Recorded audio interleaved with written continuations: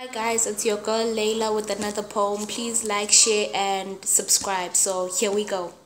There are various stories of how the Europeans came to be in Africa. Mzansi's favorite would be the one about Jan van Riebeeck and how the Cape was stolen from the Xhosas. How Lesotho, Swaziland, Botswana and South Namibia were all what is now called South Africa.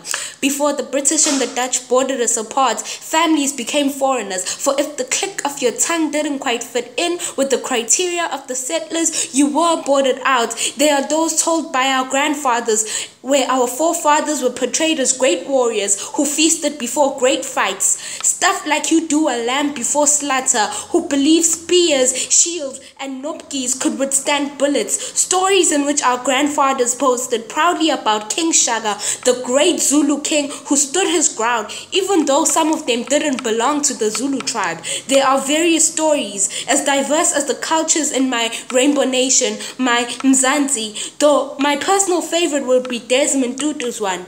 Simplicity is so intriguing, it makes you wanna laugh. In the words of Bishop Tutu, I quote, "When the missionaries came to Africa, they had the Bible and we had the land.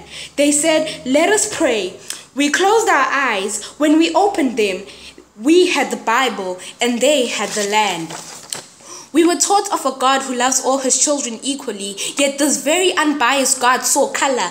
If he did indeed allow his only son to be crucified for us all, how did he also allow his children to be crucified on the basis of skin tone? They taught us about a God who was fair and yet told us that heaven is white and so is Christ. The settlers' God is nothing more than their replica. They are praising their own shadow. For there is only one God. He sees no color, has no color, yet made the world into a million colors. Your God is what is wrong with everything in society. In all stories of how South Africa and Africa in general were colonized, they mention it all but always seem to forget to mention the fact that it was their God who sent many to their demise.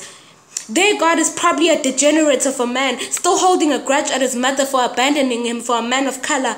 My God is truth, the word, the light, and health. He is the same man that kept our race alive. Dear people who are wondering how the black race always seems to survive, no matter how many times we are genocided. We are not magic, although it seems to be, as we are always Houdining ourselves out of extinction. We are but only a condemned race, always saved by a God that is great. In the words of Rudy Francisco, I quote, "Tell your God that my God is looking for him."